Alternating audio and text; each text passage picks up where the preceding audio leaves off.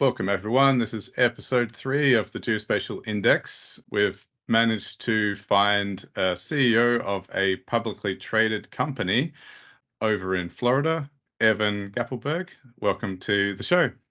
Thanks. Yeah, I'm in Florida. The company trades in Canada on the Canadian exchange under the symbol ARway, and in the US under the symbol ARwYF.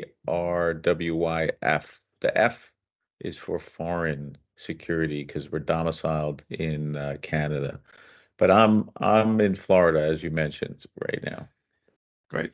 Thanks for the detail. When I was chatting to your IR team, they said that you're also traded on the Frankfurt Stock Exchange. Yes, Is that right? we are. Yeah, the Frankfurt Exchange, they use interesting symbols. It's E and then the number 65.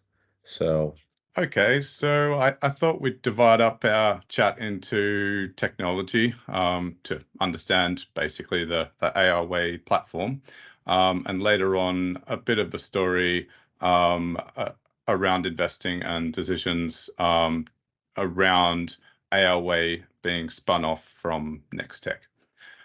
So let's get started with the technology questions. How about we hear the elevator pitch for ARway? yeah. So, have you ever tried to navigate in your car from point A to point B? I think most people would say, sure. You take out Google or Apple Maps, and you type in the address of wherever you want to go, and on your phone, you're able to wayfind your way to wherever you're going, and basically drops you off, in a parking lot of your location. But have you ever used navigation once you enter a building? And most people would say no. So what we've done is created navigation for indoor wayfinding, and it uses augmented reality, and we essentially, create a spatial map of the indoor space. GPS doesn't work inside a building. So our technology does. You don't need any Wi-Fi. You don't need any beacons. You don't need any hardware.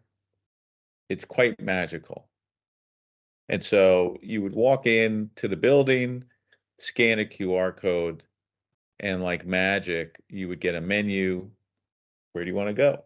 If you're in a mall, it could be, you're in Harrods and you want to go to one of the top pastry shops in there, and you click on the name, and all of a sudden you see what I call like a yellow brick road magically appear in front of you. That's the augmented reality wayfinding.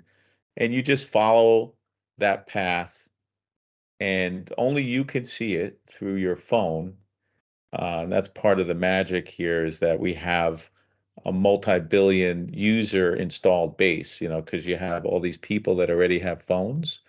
And then you wayfind to wherever you want to go. Now, as you're wayfinding, you are experiencing floating signage, right? So you'll have some advertisements along your yellow brick road to your pastry shop.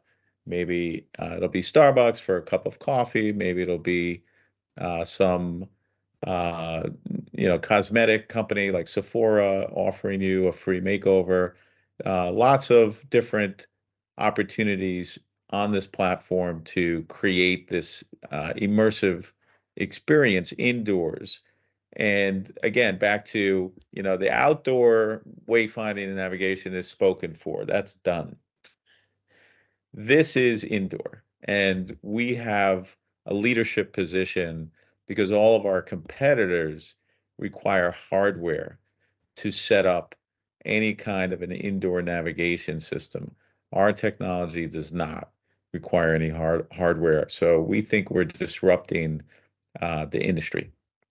Okay, well, that's a perfect segue to the next question. So, are you dominating a niche? Yeah, so The indoor wayfinding is the niche that we are going to be dominating. We did just get started, so it is early days for us. We are a startup, but the bottom line is that the tech has been built. It's fully commercialized. We're in market. We have a number of pilots going, and it's going quite well. So we see nothing but blue sky opportunity for indoor wayfinding. That is our niche, but at the same time, the platform is a spatial computing platform. So it can turn any space into a 3D immersive experience. So it goes way beyond indoor wayfinding, but that is the killer application in my opinion. Okay. So I guess when you're talking about, for example, driving to the mall or getting out of the bus, you made a nice local reference for me, Harrods. So if I get out of the bus in London out the front of Harrods, the question of the handover from the outdoor navigation to indoor is, I guess, something that was in the back of my mind there, but I guess that's You something just, to solve later. yeah, you would just, no, it's solved. You just open up your phone camera when you walk indoors, and you could do a couple of different things. The technology works if you open up your phone camera and you hold it up to a QR code. Done. Simple as that. The phone would now localize you in Harrods on the map, and then that Okay. menu would show up. Or if there's a logo in Harrods that is active, as more people use the technology, they become more Ah, comfortable with it. You could scan a logo. It'll just take you right to that location, wherever that store is. yeah, okay. Um, I remember yeah, the logos from because I had a bit of a play with the app in my apartment here, and I did set up a little path for me to go from the living room to the study. And I remember you can not only use QR codes, but also a logo. Yeah. Okay. yep. You did mention that it doesn't depend on the usual technology that competitors might deploy for indoor wayfinding and positioning. Um, you've mentioned the QR codes. Could we have a bit more detail on how it's different from traditional wayfinding technology and why, for example, your solution is cheaper? Yeah, so the current solutions essentially are called blue dot technology. So you'd walk in and you'd be able to essentially localize yourself as a blue dot on a map, and you'll be able to see the stores around you. And you could potentially wayfind from where you are, this blue dot, to some other location inside the mall. But it's a very one-dimensional experience. It's not immersive. And again, as I mentioned, it requires beacon technology, it requires Wi-Fi, ultra wideband. There's a whole host of technologies that support that. And with ARway, you don't need any of those other technologies to support it. It's a standalone technology that supports itself. Plus, it's just so much more engaging and interesting. Seeing a blue dot on a flat screen, not interesting. That's why nobody uses it. You might use it just to find in the immediate surrounding area where, a particular store is.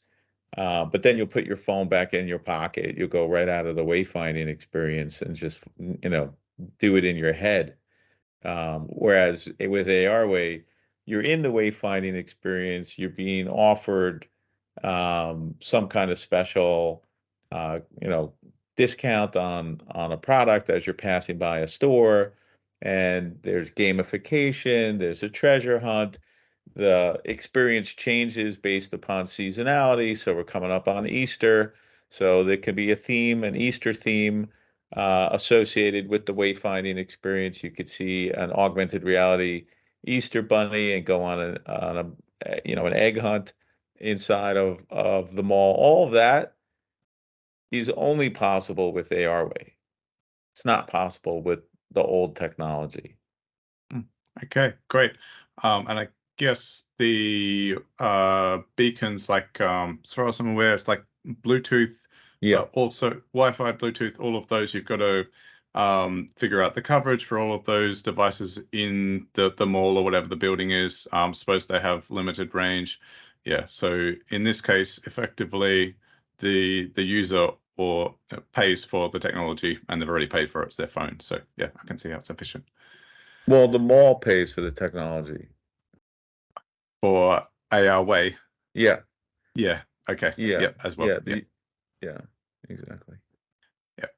But I guess the outlay is less. It's just I guess the subscription to ARway, not also the hardware.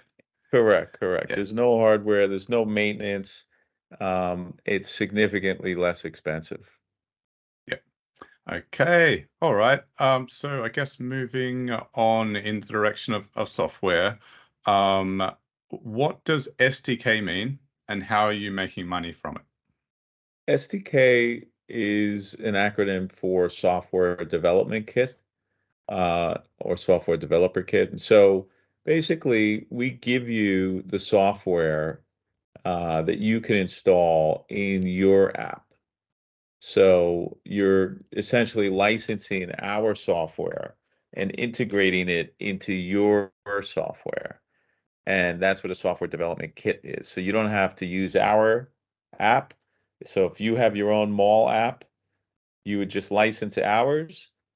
We would send you the packet. Your guys would integrate it into your app. And then the next time that somebody shows up to the mall, it's in the same app that they've already been using. The mall app now has augmented reality wayfinding, or it could be the Disney app, or it could be the American Airlines app. It could be the TUI, travel app. All these things pre-exist and they all have an audience. And so the software development kit allows our customers to not have to change anyone's behavior. We're just enhancing the existing apps that are out there. Yeah, that's again quite efficient. Um, I- so the only app I've ever really downloaded for a building was when I lived in Qatar, and there was the Hamad Airport app. And I think in turn to try to assist with wayfinding there, they had a 3D model of each level of the airport that you could look at in that app. But it was really difficult to use. You couldn't really, automate. The blue dot didn't really work properly to position you within that model. And it's on a small screen, so you had to, pinch and zoom a lot to really try to figure out where you were. So I guess there you're saying the SDK could be used by the developers of the Hamad Airport app to create an Exactly. immersive AR experience. Exactly. And then there's no squinting or pinching and zooming. It's a menu that pops up, what gate do you want to go to? Where do you want to go? Click on it. Like I said, this magical yellow brick road opens up in front of you and you just follow it. Takes you right to where you want to go. Yeah, no, I can imagine that being, almost see how this could grow really quickly. It could be really popular, especially for the tens of thousands of people that go through an airport every few months, like that. Yeah. Yeah. Yeah. Well, carrying on then with customer growth, how are you going with that? So we just launched in January and we have about 20 pilots already underway. Essentially when you working with an airport, which we are, you're working with museums, which we are, or hospitals, or malls, which we are. We're working across a broad cross section of businesses. They want to test it out, see how it works. So we're in that testing phase, and we expect to move into actual rolling out the technology in Q2 and Q3 of 2023. So Q1 was really just testing, and now we're transitioning towards multi-year contracts. Wow. Okay. Yeah, and I have seen some of those announcements come in that you've put out to the stock exchange. So you mentioned an airport. Are you willing to disclose which one or any other actual names of customers? I mean, they're in our press releases, but there's a whole bunch of malls, airports. There's a company called Localiza in Brazil. I think they're the largest car rental company in Brazil, and they're doing a pilot in an airport in Brazil. I forget which one. And, it's to wayfind your way to your rental car from the luggage area. And as that gets rolled out, that could end up being live in 600 airports all throughout South America, wherever their car rental companies are. So there's an enormous, enormous opportunity, and we're just getting started. Okay, so to me, that's a nice example of actually indoor and outdoor navigation, because I guess you'd be going from, well, like you could go all the way from the seat in the aircraft, actually, which would be an even crazier solution. But then at least it would work from inside the office of the car rental company, out the door, across along the footpath, through the car park to the particular car park bay. So it works Yeah, from indoors to it could. outdoors. It works indoors and outdoors. It's not exclusively, it's not like it stops working outdoors. It's just you have to have the map. So to map the outdoor space, that's a little different, right, than an indoor space. You typically don't have a floor plan of the outdoor space. And it needs to be to scale in order for the tech to work, but it's very doable.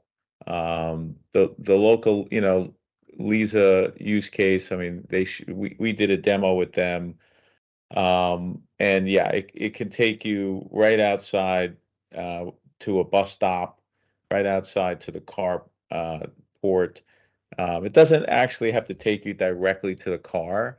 It's more like taking you to the local Lisa area where you get your car, not to the car exactly that you're No, yeah, renting. yeah, Yeah.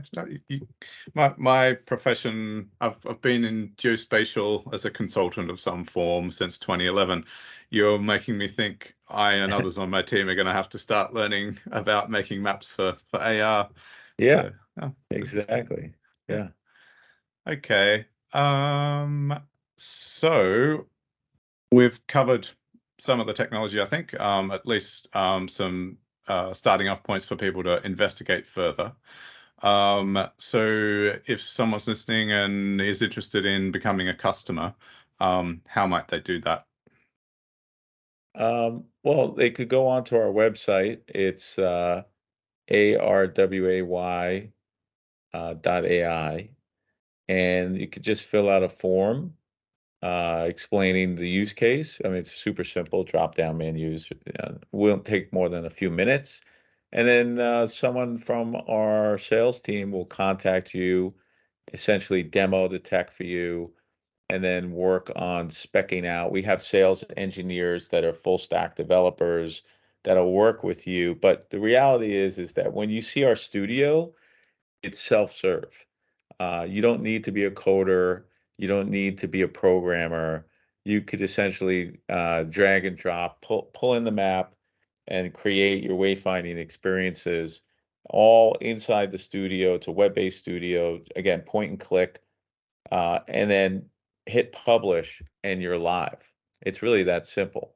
You would just download the QR codes from the studio, take the QR code on site, drop a pin, and now you are live. You can wayfind to anywhere on the map that you installed. So to get started is frictionless. Yep. Yeah, I mean, I'm tempted to maybe I will put in another technical question before we get onto the investing ones. One thing some customers may wonder about is privacy, because when I was testing out the app, I thought I might, because I'd love to demonstrate it at work, because across a couple of floors, and there's one of the floors that's just huge, and a lot of people get lost on the way to meeting rooms. So I thought it might be a nice use case or demo to take Yeah. people from the entrance to the meeting room. But I was wondering what the data residency is for the app, Because that can be It's on the customer side. It's not on our okay. side. So we don't control or have access to any of that.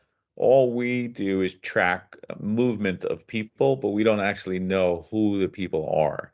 Mm, So if you get people coming and going, we're able to see on a heat map where they're coming and going, but we can't tell who. okay. So we don't track that. That would be your privacy. Sure. Okay. I guess so. Because like it looks like I'm recording a video when I'm going around, but no recordings like you wouldn't be able to see the interior of the office at work or anything like that. ARway No, themselves. no, that's just for the demo app. We don't do that once you subscribe to the platform. That's just for the demo. Yeah. And so you're saying when you have your camera open and you're wayfinding, you think Yeah. yeah, it's not recording. No, that's just the camera. It's not Okay. video. All right. Cool. So yeah, some workplaces might be conscious about privacy and things like that. Okay. Okay. Yeah, That's good to know. yeah, yeah. Cool. All right. So let's try to get through some of the investing questions. So the first one I've got is a famous investor, Joel Greenblatt, said in his book, How to Be a Stock Market Genius, that investing in spin-offs can be profitable. So could you briefly explain why?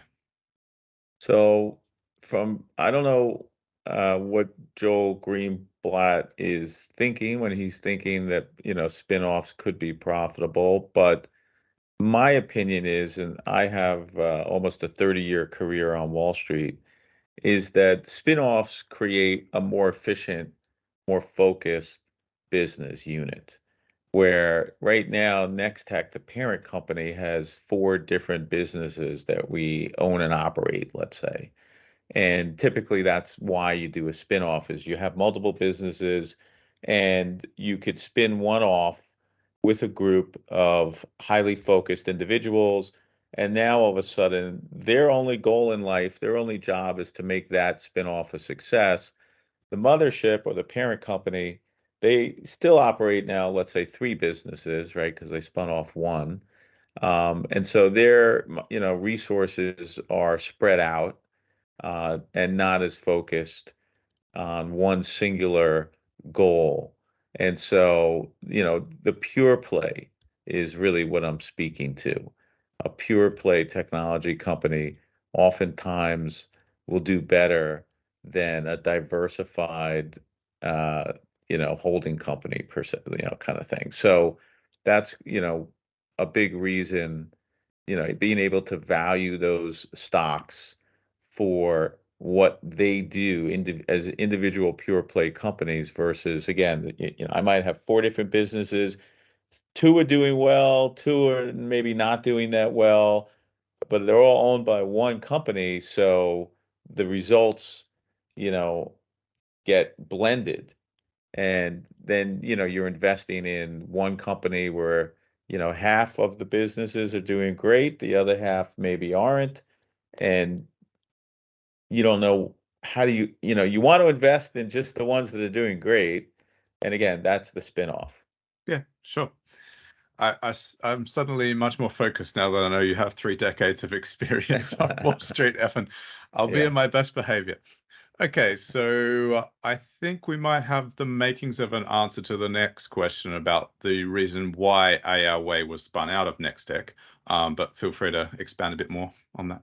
Yeah, so I think the timing is critical. So we acquired ARway when it really was just a science project from a couple of teenagers, actually. And we commercialized it. It took us a year and a half to take their tech and turn it into a commercially viable product. Only after it was commercially viable did we spin it out as its own public company. Prior to that, again, we spent 18 months, building. And so the timing is key for us. We are spinning out a startup, not an established company that's been around for many years. And so the timing from my perspective is, hey, I'm giving investors an opportunity to buy in literally at the ground floor level because it's just so brand new. So it's almost like venture capital in the public markets, where our market cap is like $30 million. As a public company, that's a tiny blip. That's a very, very small technology company. If you think about the opportunity for investors is to get in with a $30 million valuation before it goes to 300 million or many billions, right? And so I love that where investors can get in early and make potentially make a small fortune on as these technologies start to gain market share. Yeah, sure. So I don't know if your IR team told you, but one of how this whole podcast began was a project of mine, many late nights, to find all of the geospatial and spatial computing, and all sort of related companies on the world stock exchanges. Mm, I've found so far 167. About half of them I'm calling sort of pure play companies, but there's also the adjacent ones. So adjacent might be because Apple has Apple Maps. right. Well, Apple Maps is significant for our industry. It's probably not so significant for Apple, but it has to be in the index. So in terms of, I can rank the index by market cap, and you said 30 million, so I'm just looking at it here. I can see there certainly aren't many that are in. So you're around sort of cyber tech systems, maps people, I think is over in Denmark. There's AAC Clyde Space that's around the 30 million mark. So those are some others. Over in South Australia, where I'm from, Aerometrics is a aerial imaging company. So that's sort of the scale that you guys are at. So yeah, that's interesting to see. Yeah, yeah. And I'm sure Matterport is in your Yep, definitely Matterport's in there. yeah. So we could take a Matterport scan, ingest that into our ARway platform, and then populate it with augmented reality experiences, which is, including wayfinding. So we could take the existing, thousands of Matterport scans and turn them into wayfinding experiences for their owners. That's how versatile our platform is. Okay, well, that's really nice. Maybe I should, if you can introduce me to Matterport, I'll try and have them as the next interview. Although I am lining up IQGeo, a local UK company. It seems they expressed an interest next. Okay, great. Yeah, nice to see that there's some integrations with other geospatial Yeah. index constituents. Excellent. Okay, so continuing on, let's look at debt. So was the company spun out with any debt? Nope. Well, that's a simple answer. Maybe we can move on then. How much revenue was it spun out with? And I guess you said it's a startup, so maybe not much. Yeah, there wasn't really anything to speak of. It really was just commercialized. And so the idea was to commercialize the tech and then spin it out. So we're just starting to generate some revenue now. Okay. I guess maybe back to the debt question. From what I recall, you raised $1.5 million in the. 1.6, yeah, 1.65. Okay, so that gives you what I hear. I've heard of the term runway. Yeah, Um, so you've got like a roadmap, and you can try to hit as many of the milestones on your roadmap yeah, with that 1.65 million that you raised. yeah. We raised 1.65 million, and then we have the potential to raise another 3.5 million because we have some warrants built into the original raise. So we should have enough runway. Could you briefly explain what a warrant is? So a warrant is basically like a stock option, They typically have a term of 3 years. Some of them are 5, and it gives the warrant holder the right to buy shares at a fixed price for that period of, let's say, 3 years. And so, if let's say the warrants in ARway are at 50 cents, you can buy your shares at 50 cents, even if the stock's trading at $2 or whatever. And you can, send the money into the company. It funds the company. And it's essentially a built-in financing. Okay, so that's a really nice incentive for the ARway staff to do well, to push the stock price up above the warrant price and unlock that extra funding. Yeah. Okay, nice. All right. So on the topic of staff, are you willing to tell us a bit about which staff went across from Nextech to ARway, if there's any superstars there? I mean, the whole team that was working on ARway went across to ARway. So, Shadnam is our chief product officer over there.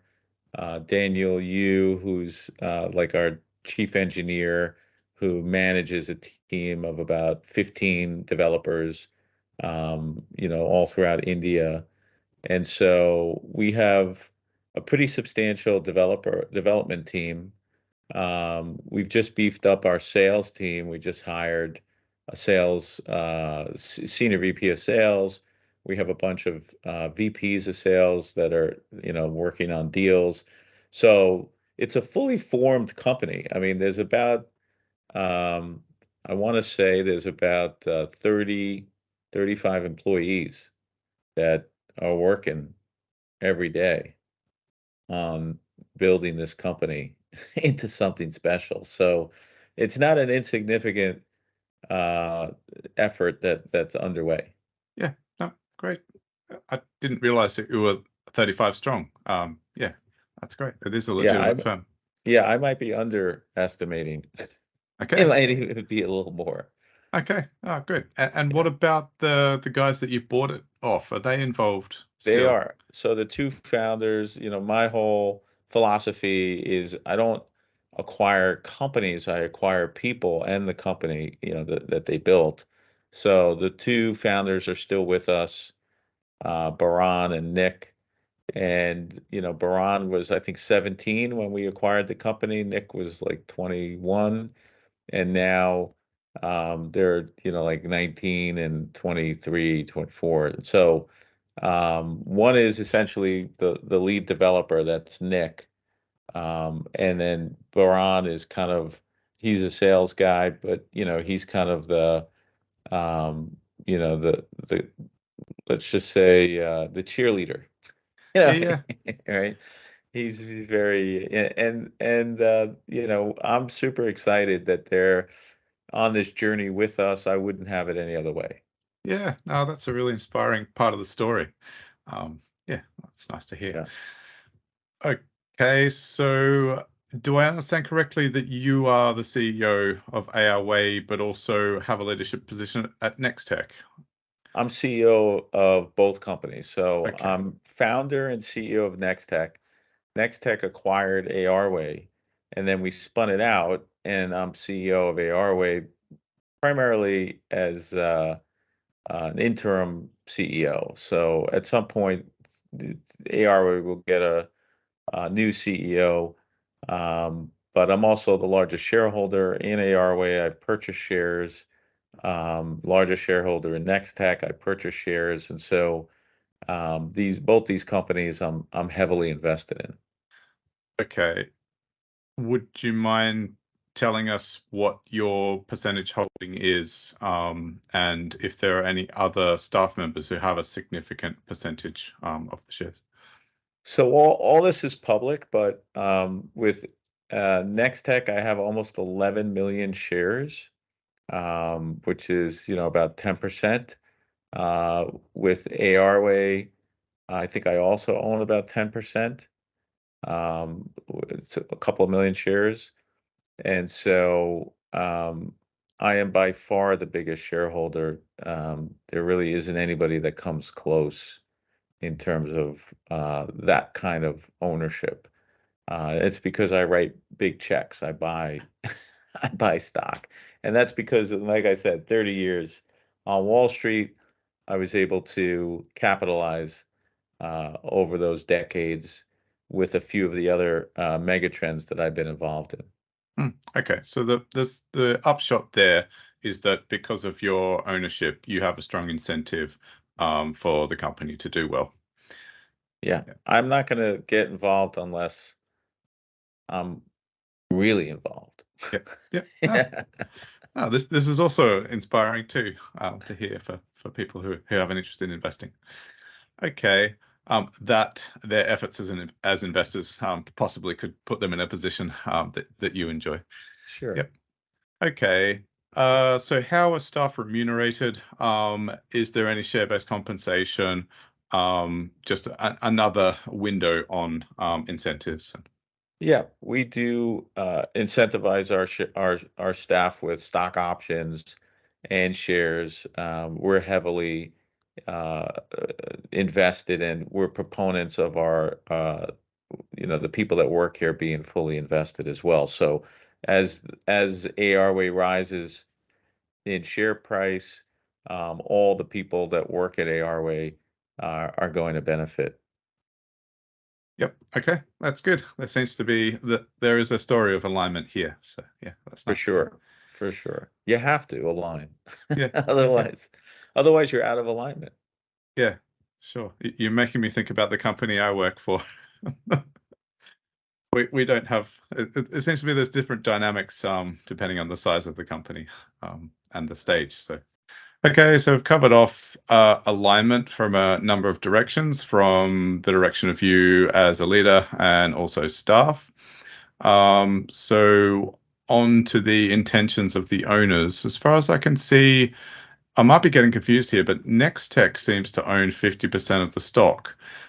So what are the intentions of Nextech here? Are they looking to divest or sit Yeah. there at this ownership level?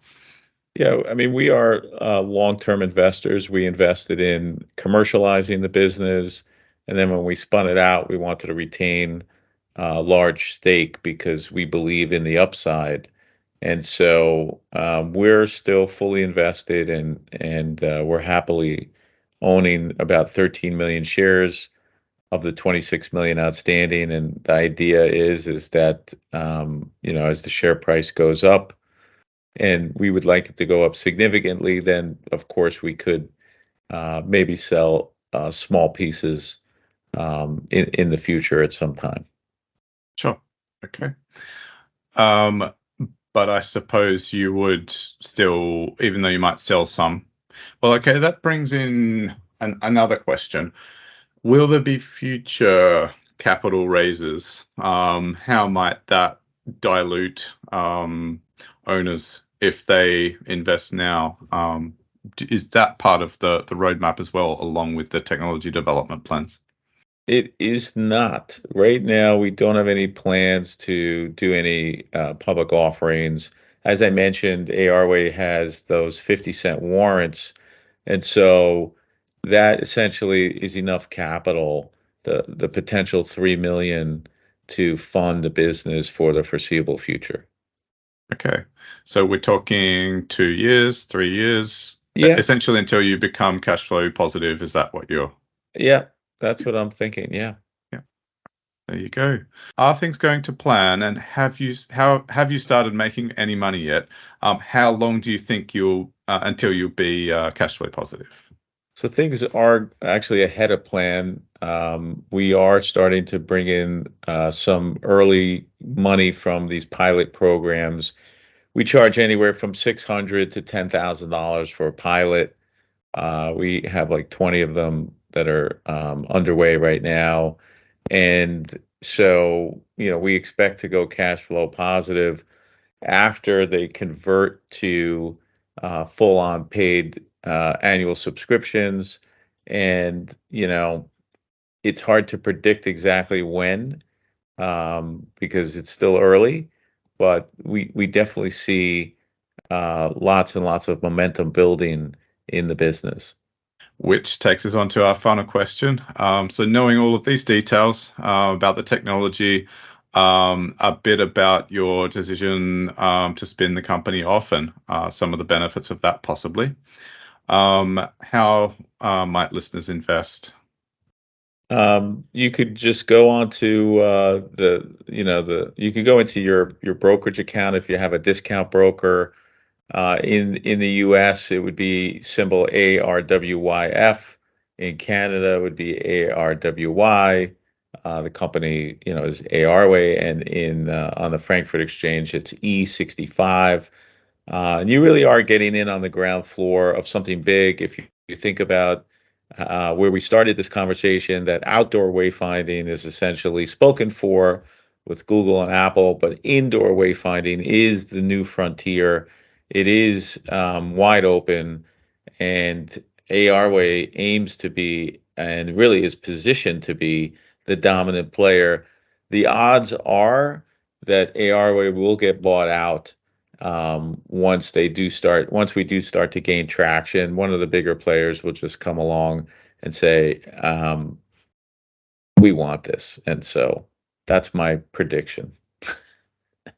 And would you be happy about that? I mean, because there's part of it being an inspiring story is that you hold on and ride it all the way. But yeah, I mean, look, if you don't sell, what I've noticed that happens, especially in tech land, is they end up, saying, all right, either you sell or we're going to build something to compete. And they have, unlimited resources, right? It's David against Goliath. And so it's a tough call. But I'm always on the side of shareholders. So my decision is going to be driven by what's the best decision for shareholders. And of course, I'm the largest shareholder, so I'm going to decide what's best for everybody, and which includes me. So I'm much more inclined to hit the bid if there was a significant bid than to hold out for some better day, because it isn't easy building a big business and sustaining it, and then competing. It's not easy being a first mover. We're pioneers in the space. We're the first movers, and that gives us a competitive advantage. But Will, nothing lasts forever. sure, okay. I'd love to keep going, but that's our list of questions at least. I'm really interested to track ARway or ARway as you work through your roadmap. I'd love to have you back at some point to see how Sure, you go. sure. Great meeting you, Will, and thanks for having me. And likewise, thanks very much, Evan. Okay, see ya.